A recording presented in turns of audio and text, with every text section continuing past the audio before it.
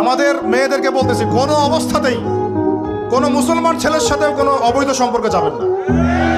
আর অমুসলিম হলে তো কোনো কথাই নাই। অমুসলিমের সাথে আপনার কিসের প্রেমের সম্পর্ক? পরে যখন এই ছেলেগুলো তোমাকে নিয়ে রেপ করে রাখবে, তখন তোমার আক্কেল হবে? তখন তোমাদের হুঁশ ফিরবে? তখন এসে আমাদের কাছে মেসেজ করতেছে, আমার এই সমস্যা হয়েছে, আমাকে এখন আমি কি করব বলেন?